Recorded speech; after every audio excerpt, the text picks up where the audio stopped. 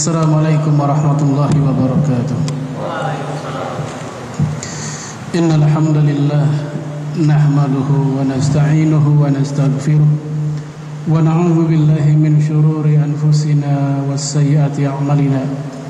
May yahdihillahu fala mudilla lahu wa may yudlil fala hadiya lahu. Asyhadu an la ilaha illallah wahdahu la syarika lahu wa asyhadu anna Muhammadan abduhu wa rasuluhu la nabiyya ba'dah. Allahumma shalli wa sallim ala nabiyyina Muhammad wa ala alihi wa sahbihi ajma'in, amma ba'd. Wa qala alaihi salatu wassalam, as-salawatul khamsu wal jum'ah ilal jum'ah wa ramadan ila ramadan mukaffirat ma bainahunna ijtanabal kabair. Akhrajahu Muslim. Ma'asyiral muslimin, a'azamallahu wa iyyakum jami'an. Alhamdulillah, pada siang hari ini kita bisa kembali bermuajahah dalam rangka thalabul ilmi insyaallah. Pada pertemuan kali ini kita akan bahas tentang as-sunan fi Ramadan. Sunnah-sunnah di bulan Ramadan, yang semoga dengan pengetahuan terhadap sunnah-sunnah ini kita bisa menjalankannya, dan lebih dari itu adalah semoga capaian untuk la'allakum tattaqun bisa kita raih. Ada beberapa amalan-amalan sunnah yang langsung dicontohkan oleh Rasulullah SAW, baik termaktub dalam sunnah qauliyah, sunnah ucapan beliau, maupun sunnah fi'liyah, perbuatan beliau. Yang pertama, nampaknya ringan, namun ternyata cukup berat bagi sebagian orang, yaitu Rasulullah SAW menyebutkan dalam hadis yang diriwayatkan oleh Imam Bukhari, aklatus sahur barakah, makan sahur itu berkah. Ini yang sederhana, sahur. Fala tada'u, maka jangan tinggalkan, kata Nabi. Walau kana jur'atan min ma, walaupun makan sahurnya sekedar sempat meminum air seteguk saja. Innallaha wa malaikatahu yusholluna 'alal mutasahhirin. Karena Allah dan para malaikatnya, mereka berselawat kepada orang-orang yang lagi makan sahur. Sederhana, ternyata fadilahnya Allah dan para malaikatnya berselawat. Apa yang dimaksud dengan Allah berselawat? Imam Bukhari mengutip dari Abul Aliyah. Kata Abul Aliyah, yang dimaksud Allah berselawat adalah as-sana'u alaih, yaitu Allah memujinya, memuji orang yang sedang sahur. Adapun yang dimaksud dengan malaikat berselawat adalah al-istighfar lahum. Mereka beristighfar, memohonkan ampun untuk orang yang lagi makan sahur. Maka wajar Rasulullah SAW mengatakan fala tada'u, jangan tinggalkan. Dalam hadis lain disebutkan tasahharu fa inna fi sahuri barakah. Bersahurlah kalian, karena di balik sahur itu ada keberkahan. Baik, ini yang pertama, bahwa sahur itu didoain oleh malaikat. Allah berselawat. Apakah ini saja? Tidak. Dalam hadis Imam Ahmad dan disahihkan oleh Syekh Syuaib Al-Arnaud, bahwa Rasul mengatakan faslu ma baina siyamina wa siyami ahlil kitab aklatus sahur. Yang bikin beda saumnya orang Islam dengan saumnya ahli kitab adalah makan sahurnya. Jadi upaya kita tidak sama dengan mereka dalam saum adalah dengan makan sahur, karena mereka juga saum. Mereka juga ada puasa, tapi puasanya mereka enggak pakai sahur. Maka supaya kita berbeda dengan mereka, kata Nabi, faslu ma baina siyamina wa siyami ahlil kitab, aklatus sahur. Yang beda antara kita dengan mereka dalam puasa adalah makan sahurnya. Jadi yang kedua, makan sahur bukan hanya mendapatkan doa tadi dari Allah dan para malaikat, tapi juga upaya kita tidak sama dengan mereka. Lalu kemudian bagaimana komentar para ulama? Sayyid Sabiq rahimahullah di dalam fiqh sunnahnya beliau menjelaskan annahu yaqwas shaim wa yanshituhu wa yuhawwinu alaihi siyam. Yang namanya sahur itu manfaatnya pertama yaqwas shaim, bikin kuat. Yang kedua wa yanshituhu, bikin semangat. Yang ketiga wa yuhawwinu alaihi siyam, dan bikin ringan orang yang melakukan saum. Dan memang harus kita akui, orang kalau lagi saum tanpa sahur ada semangat yang berbeda. Ada ya barangkali termasuk kekuatan yang tidak sama dengan orang yang sahur. Lalu bagaimana kaifiat? Ternyata masalah sahur ini juga ada sunnahnya, caranya. Di mana Abdullah bin Mas'ud menyebutkan bahwa Rasulullah ketika makan sahur itu menuju azan subuh jaraknya sama seperti orang yang baca Quran 50 ayat. Jarak antara dia makan sahur ke azan subuh fajar sama seperti orang baca Quran 50 ayat. Berapa lama kira-kira? Surat Tabarak Al-Mulk itu ada 30 ayat. Kalau kita bacanya lancar, tartil, ada 10 menit. Nggak sampai. Anggaplah 5 sampai 8 menit lah. Itu 30 ayat. Kalau seandainya 50 ayat, lebih lama dikit, anggaplah 15 menit. Berarti kalau azan jam 4.30, maka jam 4.15 kita baru makan. Ini yang Nabi lakukan. Supaya apa? Kenyangnya awet. Kita bandingkan dengan orang-orang tua kita dulu. Jam 2 udah rame banget. Jam 3 makan sahur, habis subuh lapar lagi. Oleh karena itu para sahabat Nabi menyebutkan, karena ashabun Nabi sallallahu alaihi wasallam ajalan nas iftaran wa abta'uhum sahuran. Para sahabat Nabi itu adalah manusia yang paling bersegera dalam iftar, buka puasa, dan paling akhir dalam sahur. Sahurnya agak membelakangi akhir, bukanya agak mempercepat supaya jarak laparnya nggak terlalu lama. Tentu sahurnya itu tidak sampai fajar, dan bukanya nggak sampai sebelum maghrib. Bersegera bukan berarti asar udah buka, tapi pada waktunya. Baik, ini yang pertama, sunnah yang pertama yaitu sahur. Yang kedua yaitu banyak-banyak berdoa. Ini sunnah yang kedua.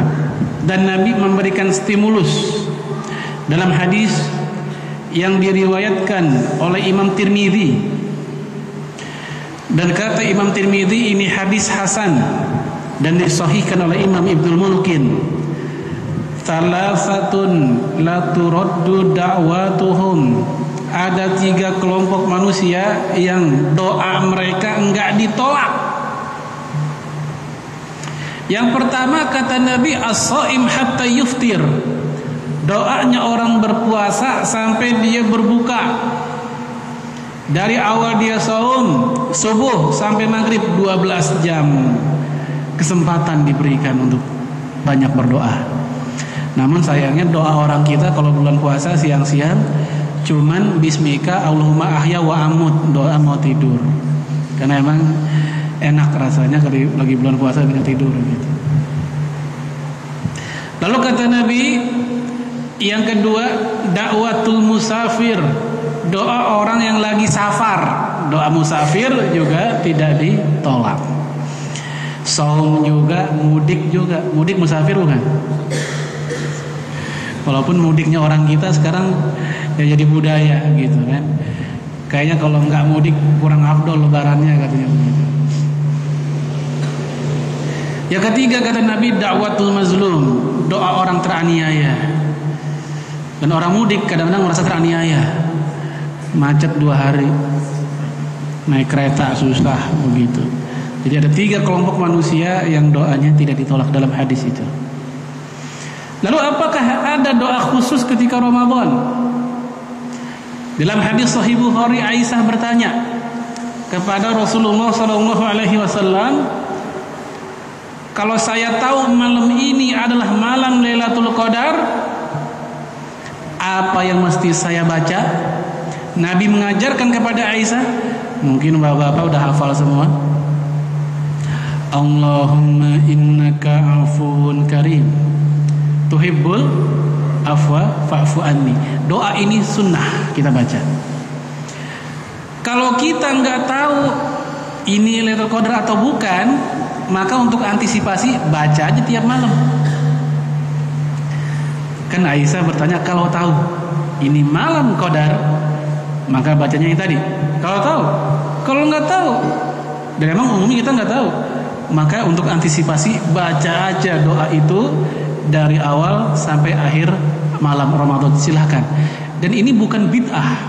Jadi kalau ada tarawih, lo kadang-kadang dibacakan Allahumma innaka afuwun karim untuk membimbing jamaah supaya jamaah ingat ini loh bacaan yang disunnahkan.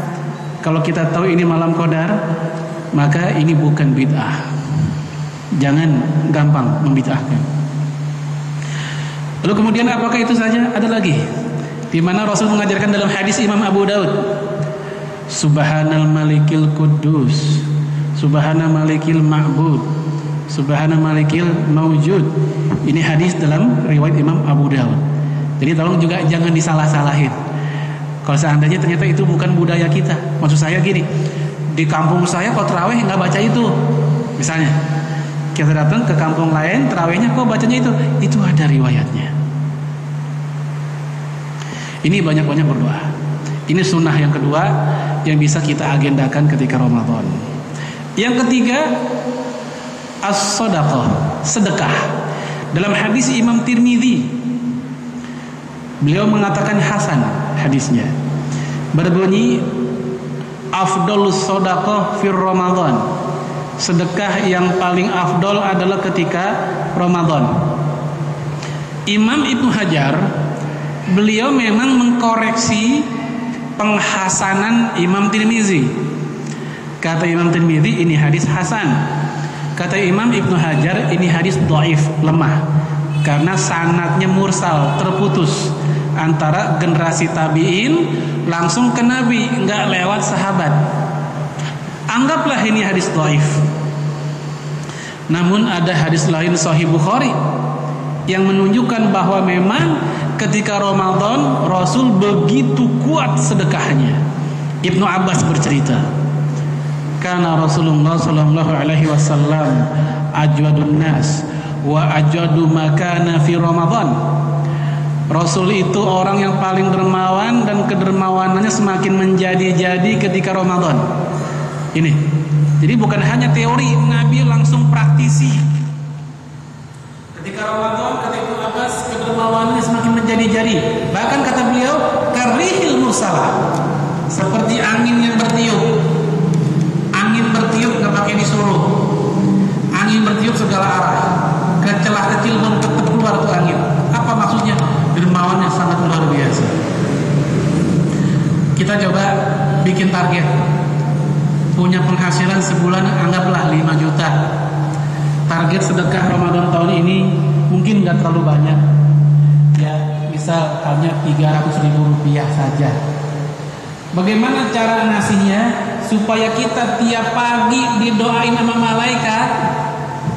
Sedekah aja habis subuh. Kenapa? Karena kata Nabi dalam hadis Sahih Bukhari, setiap pagi ada 2 malaikat mendoakan orang yang lagi sedekah, yang lagi infak. Dan juga mendoakan orang yang hari itu nggak mau infak. Malaikat pertama berdoa, Allahumma munfiqan khalafa. Ya Allah, untuk yang pagi ini berinfak khalafa, kasih gantinya. Yang ngedoain malaikat disuruh ganti. Kita keluar 10.000. Semoga Allah ganti dengan doa malaikat ini. Semoga diganti dengan CRV. Amin. Dan yang sekelasnya. Malaikat satu lagi berdoa apa? Allahumma mumsikan talafa. Ya Allah, untuk orang yang mumsik, menahan diri, maksudnya pelit, nggak mau berinfak, talafa, binasakanlah hartanya. Punya uang buat disedekahin 300. Kalau kita sedekah langsung brok, selesai. Sekali doang doainnya. Kita rinci. Ya, setiap hari ceban. Apa kata Nabi dalam hadis Sahih Bukhari? Kana ahabbud dini ma dawama sahibuhu alaihi wa in qalla. Perbuatan yang paling disukai sama agama adalah perbuatan yang dawam, konsisten, continue, wa in qalla, walaupun sedikit, lebih afdol. 10.000, 5.000 rutin. Dibanding langsung 500 baru ingin infak 2 tahun kemudian. Wa in qalla, walaupun sedikit tapi dia dawam. Sedekah. Dan saya menggunakan istilah sedekah bukan infak. Kenapa? Karena kalau infak identik dengan ibadah harta. Ini pernah kita bahas dahulu. Kalau sedekah bisa harta, bisa perbuatan. Supaya apa? Supaya diantara kita kalau ada barangkali lagi Ramadan nanti pas banget lagi pacaklik, duit lagi kurang, nggak usah berkecil hati, masih ada potensi sedekah melalui non harta. Apa kata Nabi? Inna likulli tasbihin sodako, walikulli tahlilin sodako, walikulli takbirin sodako. Kalimat zikir yang kita ucapkan, tasbih, tahmid, takbir, kata Nabi sedekah juga. Bahkan Nabi juga bilang dalam hadis Sahih Bukhari, kalimatut thayyibah sedekah. Ngomong yang baik-baik juga sedekah. Enggak pakai ongkos, enggak pakai duit, pakai otot aja. Pakai kemauan. Baik. Dengan demikian, peluang untuk bersedekah tetap terbuka baik dalam keadaan kita ada uang atau tidak. Ini sunnah yang ketiga. Sunnah yang keempat yang juga dianjurkan oleh Rasulullah ketika Ramadan, dan bagi saya ini merupakan derivat atau turunan dari poin ketiga sedekah, yaitu dalam hadis Imam Ahmad. Dan hadis ini sahih, kata Syu'aib al-Arnaud yang berbunyi, man fattara sha'iman kana lahu mislu ajrin fa'ilihi min ghairi an yanqusa ujurihim syai'. Barang siapa yang memberikan bukaan puasa, maka dia akan mendapatkan sama seperti orang yang lagi puasa tanpa mengurangi nilai pahala mereka. Ini namanya amal kecil berganjaran besar. Nggak usah repot-repot sampai kayak makan tengah malam, makan malam-malam prasmanan. Cukup dengan modal 15.000 rupiah kita beli air mineral yang gelasan sedus isinya 48 apa 46? 48. Ya, 15.000 yang tergantung merek sih sebenarnya. Ya. Dengan anak, dengan istri, sambil kita ada di pinggir jalan, motor lewat, kira-kira jam 5:30 mau maghrib, puasa nggak Pak? Puasa, ini buat buka 1 orang. Puasa nggak Pak? Puasa, ini buat buka 2 orang. 48 orang. Saum mereka pahalanya nempel ke kita dengan modal 15.000 rupiah. Amal kecil berhadiah besar. Man fattara sha'iman kana lahu mislu ajrin fa'ilihi. Orang yang memberikan batalan orang berbuka puasa, maka dia seperti mendapatkan itu. Hanya saja memang para ulama memperselisihkan ini fattara sha'iman ini apa? Apakah sampai makan besar atau sekedar bukanya saja? Syekh Utsaimin mengatakan sekedar bukanya aja udah cukup. Karena itu hadis menggunakan fattara, ya, sekedar iftar saja, bikin buka saja cukup. Baik. Ini poin yang keempat, sunnah yang keempat yang bisa kita lakukan. Sunnah yang kelima yang bisa kita lakukan adalah Ya tentunya di tema besar Ramadan yaitu tadarus Al-Quran. Dan ini langsung dilakukan sama Nabi. Walaupun Al-Quran turunnya kepada Nabi tidak mentang-mentang begitu, dia meninggalkan Quran. Toh saya udah ngerti, saya udah baca. Tidak. Nabi tetap membacanya tiap malam. Bersama siapa? Malaikat Jibril. Ibnu Abbas cerita dalam hadis Sahih Bukhari juga. Kana Jibril yalqahu fi kulli lailatin min Ramadan. Malaikat Jibril menemui Rasulullah setiap malam bulan Ramadan. Ngapain? Ya tadarusanahul Quran. Mereka mengkaji Al-Quran. Tadarusan. Jadi kalau orang kita tadarusan biasanya rame di malam-malam awal doang. Kalau Rasul tiap malam Ramadan. Orang kita di awal-awal doang. Ntar malam 15, 20, wah udah banyak agenda. Yang pulang kampung, ya belum lagi biji ketapang, kembang goyang, ya apalagi itu putri salju, nastar, itu agenda orang kita. Baju lebaran dan seterusnya. Dan bagaimanakah sikap para ulama salaf? Imam Abu Daud menceritakan dalam kitab Sunannya. Dan terus terang kita kalau dengar kayak gini jadi iri hati sekaligus mikir mampu gak sih, bahkan sekedar 10% aja mampu gak sih kayak mereka. Yaitu Imam Abu Daud cerita tentang Mujahid ahli tafsir, murid dari Ibnu Abbas. Dia menghatamkan Quran dari abis maghrib sampai isya, kelar hatam. Ini kalau kita pikir apa? Cepat banget bacanya kan gitu ya. Kita baik sangkanya adalah mungkin beliau mentakhirkan isya. Inilah yang dikomentari oleh Imam Nawawi. Mungkin dia mentakhirkan isya. Dan mentakhirkan isya memang sunnah. Yaitu kata Imam Nawawi, mentakhirkan isya nggak boleh sampai lewat tengah malam. Dan ini kesepakatan para ulama, mentakhirkan isya nggak boleh lewat sampai tengah malam. Misal kita capek banget pulang kerja, nyampe rumah jam 8, pengen takhirkan isya, boleh, sunnah. Kapan itu? Nggak boleh sampai lewat tengah malam, kata Imam Nawawi. Dan ini sepakat para ulama. Bahkan Rasul mengatakan itulah aslinya waktu sholat isya, itu waktunya aslinya. Tapi khawatir memberatkan umatku. Berat memang, sholat isya jam 11 malam itu berat, itu udah ngantuk. Dan maka ya seperti sekarang lah waktu sholat isya. Maka yang tadi kasus tadi kita berbaik sangka bahwa Imam Mujahid dia menghatamkan Quran dari maghrib sampai ke isya, yaitu jika ditakhirkan. Kalau dalam waktu yang kayak kita jadi jam 6 sampai ke jam 7, cepat banget bacanya gitu kan. Baik, yang kedua, contoh dari sahabat Nabi Utsman bin Affan, diceritakan oleh Imam Ibnu Qudamah dalam kitab Minhajul Qasidin, bahwa beliau menghatamkan Quran ketika sholat witir 1 rakaat hatam. Maka saya bilang tadi, ini kita dibaca kayak gini dongeng beneran atau gimana? Tapi beliau menceritakannya. Dan kalau ada imam kita witir 1 rakaat khatam, saya nggak jamin besok makmum datang lagi. Dan memang para sahabat Nabi berbeda-beda. Ada yang seperti itu, ada juga yang enggak seperti itu. Tergantung kesibukan.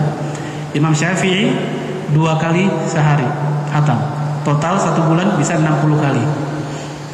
Kalau kita ya mungkin ada cara cepat, baca kulhu 3 kali kan hatam juga katanya. Karena kulhu kan sepertiganya Quran. Ya. Taib, ini yang keempat ya. Sunnah yang kelima ya. Kelima. Yang keenam, sunnah Ramadan selanjutnya yang bisa kita lakukan adalah yaitu qiyam Ramadan. Ya, kemudian kita kenal dengan istilah tarawih. Istilah tarawih baru ada pada zaman Imam Bukhari, Imam Muslim. Sebelum mereka istilahnya qiyam Ramadan. Lalu kemudian ini apalagi kita buat kaum laki-laki, karena kita nggak ada halangan kan. Beda sama ibu-ibu, ada halangan. Mari sama-sama kita bikin target. Kalau emang seumur hidup belum pernah full tarawih, barangkali kalau ada. Sejak kita mulai terhitung akil balik sampai umur udah kepala 4, kepala 5, kita list, kita inget-inget. Iya ya, kayaknya saya belum pernah sekalipun full tarawih. Ya, bukan hanya di masjid, di rumah silakan lah. Kalau emang nggak sempat ke masjid karena misalnya kerja kemalaman pulang misalnya gitu ya. Paling enggak 30 kali atau 29 kali dia bisa. Mohon maaf, kadang ada situasi atau acara yang membuat jadwal tarawih kita terganggu. Apa itu? Buka puasa bersama.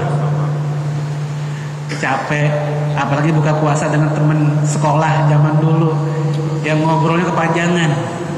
Sampai Isya lewat 7:30, udah lewat udah. Sampai rumah jam 9, jam 10, udah capek ngantuk.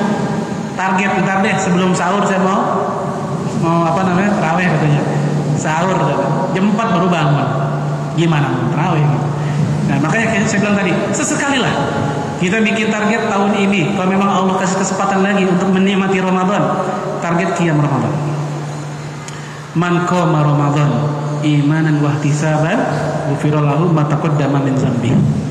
Dan tolong jangan lagi meributkan masalah klasik 11 atau 23. Dulu pernah saya sampaikan tentang penceritaan dari Imam Az-Zarkashi. Imam Az-Zarkashi ngutip dari Imam Ibnu Hibban bahwa 11, 23, 39 itu ada sejarahnya. Ketika Rasulullah dan para sahabat mereka masih generasi-generasi awal, masih KW1 lah ibaratnya, 11 rakaat dengan panjang-panjang bacaan.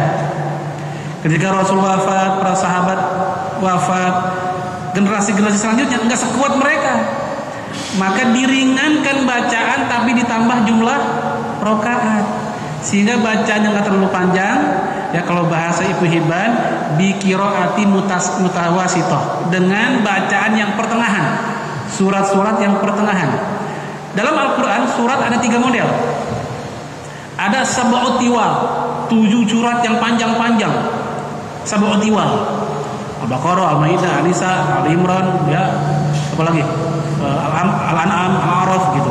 Ada juga Al-Mi'in. Al-Mi'in ini yang mutawasit dari pertengahan. Al-Anfal, Yasin. Inilah yang dipakai 23 rakaat saat itu. Ternyata itu juga mereka keberatan. Akhirnya diringanin lagi, dipendekin lagi, dengan rakaat ditambahin juga 39, 36 plus 3 witir dengan yang al-mufassal yang pendek-pendek. Itu sejarahnya.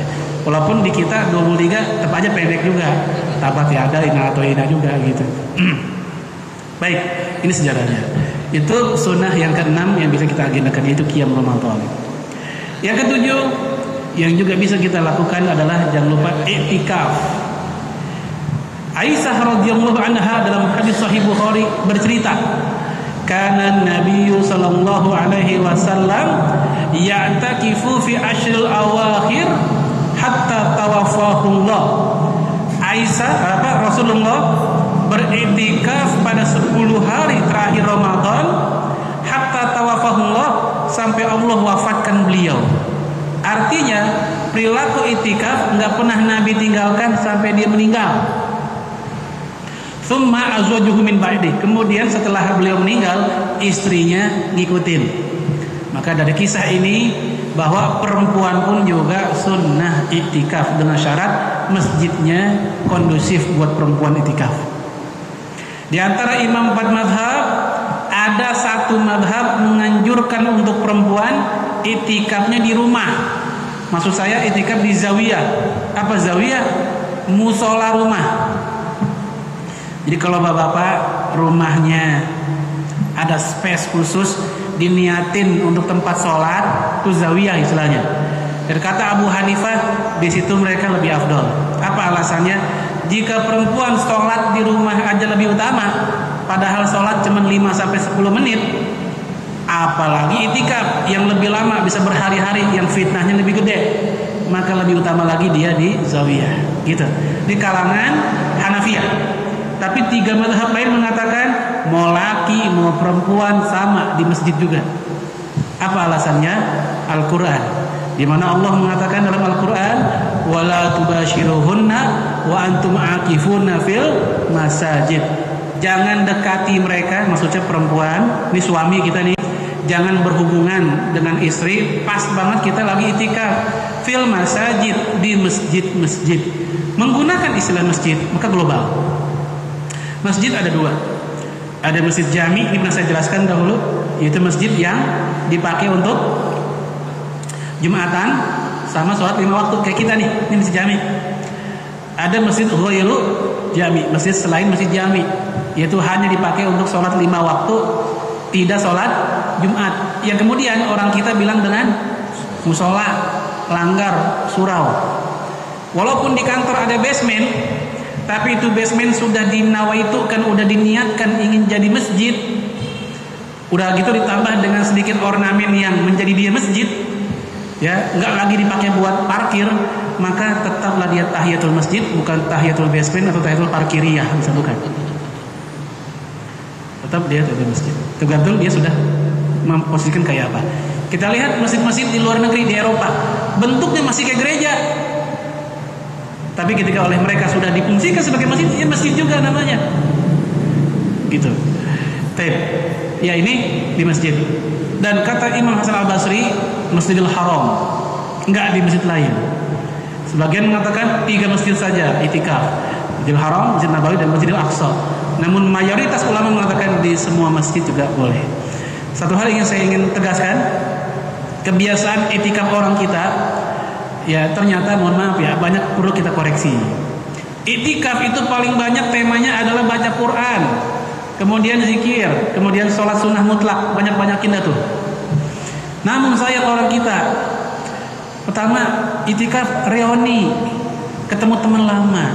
Itikaf di masjid Atin, itikaf di masjid apa, ketemu teman lama, ngobrol, bukannya itikaf. Sekarang musimnya Android, musimnya pakai tab, ya geser-geser, dikira geser-geser ayat Quran kali. Facebook update status, gue lagi itikaf nih, ngelapor sama kita lagi itikaf. Maaf, ini mengganggu. Kemudian itikaf orang kita, sebagian juga, nggak semua masjid, itu terlalu banyak kajian. Ba'da subuh kita ingin tilawah, kata panitia, habis ini ada taklim, ya nggak enak sama panitia kalau kita nggak ikut taklim, nggak jadi tilawah. Selesai 6:30, mau tilawah, ngantuk, tidur dulu, bangun jam 8. Akhirnya mandi ngantri jam 9 baru kelar. Mau tilawah, ada kajian lagi, kajian duha. Kapan tilawahnya kita? Habis kajian selesai jam 11, mau baca Quran udah jam 11, ngantuk siang. Dia tidur lagi. Bangun zuhur, habis zuhur mau tilawah, ada kajian zuhur. Ini itikaf pesantren kilat. Maka jangan kaget, secara fikih Syekh Wahbah Az-Zuhaili dalam kitab Fiqhul Islam wa Adillatuhu, dia menjelaskan sebagian mazhab justru memakruhkan ketika itikaf ada kajian. Kenapa? Karena dia mengganggu tema sentral orang itikaf, yaitu Quran. Siapa mereka yang memakruhkan? Kalangan Hanafiyah. Namun sebagian mengatakan boleh, karena yang namanya kajian itu bagian dari berzikir, yaitu nuntut ilmu bagian dari berzikir. Hanya saja memang bagusnya jangan sampai mengganggu zikir yang asliyah, yang original, takbir, tasbih, takbir kita dan lain-lainnya itu. Lalu kemudian, ya ini agak sedikit berongkos sunnah yang ini. Apa itu kira-kira? Yaitu umroh. Umroh di bulan Ramadan. Kalau tadi sedekah faktor rasa iman, ngasih batalan puasa 15.000 cukup. Ini 15 juta minimal. Umroh. Siapa yang nyuruh? Nabi. Seorang wanita bernama Ummu Sinan, udah tua, nggak kuat untuk pergi haji. Dia cerita sama Nabi, dia nggak kuat pergi haji. Ternyata Rasul memberikan alternatif, memberikan kabar gembira kepada perempuan ini dengan mengatakan dalam hadis Sahih Muslim, al-umrah fi Ramadan taqdi hajjatan aw hajjatan ma'i. Berangkat umroh di bulan Ramadan taqdi, setara dengan haji atau haji bersamaku. Setara seperti haji bersama Rasulullah SAW. Ini hadis Sahih Muslim. Sunnah qauliyah, sunnah fi'liyah, perbuatan Nabi belum pernah. Beliau sendiri belum pernah umroh ketika Ramadan, belum pernah. Tapi secara lisan beliau mewacanakan, mendorong kita umatnya, silahkan bagi yang ada ongkos untuk umroh ketika bulan Ramadan, karena dia setara dengan haji bersama Rasulullah SAW. Namun tidak menggugurkan ya kewajiban haji. Jangan udah umroh Ramadan, wah udah nggak haji lagi, nggak begitu.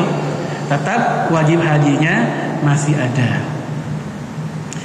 Lalu kemudian Kemudian yang terakhir, agenda kita yang terakhir adalah manfaatkan momen Ramadan, mumpung Allah masih kasih waktunya, dengan ya aktivitas yang bermanfaat. Aktivitas yang nggak bermanfaat, yang pertama mohon maaf ya, berlebihan tidur dengan dalih ibadah lagi. Habis sahur tidur, bangunnya maghrib. Ini mati suri apa tidur? Pernah saya sampaikan di sini hadis yang berbunyi naumus shaim ibadah. Tidurnya orang puasa adalah ibadah. Hadis ini ada di dalam kitab Imam Baihaqi, dalam kitab Az-Zuhud namanya. Dan kata Imam Baihaqi dalam hadis ini ada dua perawi yang bermasalah. Pertama Ma'ruf bin Hisan, yang kedua Sulaiman bin Amru An-Nakhai. Kata beliau Ma'ruf bin Hisan ini dhaif, lemah. Adapun Sulaiman bin Amru An-Nakhai ad'af minhu, lebih lemah darinya. Kalau satu orang dhaif aja bisa membuat hadis itu bermasalah, apalagi dua orang. Maka kata Imam Al-Baihaqi ini hadis dhaif jiddan, sangat lemah. Jadi gimana dong? Puasa, tidur di bulan puasa, dia bisa ibadah, tapi juga bisa enggak, tergantung apa latar belakangnya. Kalau saya tidur di bulan Ramadan dalam rangka menghindari maksiat, ngomongin orang, nonton yang enggak, ibadah. Daripada nonton TV yang acara gitu dengan tidur dah, itu ibadah. Supaya saya begitu bangun tidur kuat lagi untuk baca Quran, itu ibadah. Tidurnya orang-orang soleh ya begitu, dia tidur dalam rangka untuk ibadah selanjutnya. Tapi kalau tujuan tidur mohon maaf supaya lapar aus nggak berasa, karena orang kalau tidur kan nggak berasa lapar aus, maka hikmah puasa dia nggak dapatkan, yaitu empati dengan fakir miskin. Tujuan kita berpuasa supaya ada musawah, egaliter. Oh ini loh yang dirasakan sama fakir miskin, lapar mulu. Sekarang kita merasakannya. Kita tidur mulu nggak berasa, gitu. Maka hikmahnya dia nggak dapatkan. Baik, ini aja tentang sunnah-sunnah di bulan Ramadan. Barangkali ada dialog, kalau emang ada, kita masih ada waktu kira-kira 8 menit. Aku qouli hadza wa astaghfirullakum. Wassalamualaikum warahmatullahi wabarakatuh. Silakan Pak kalau ada.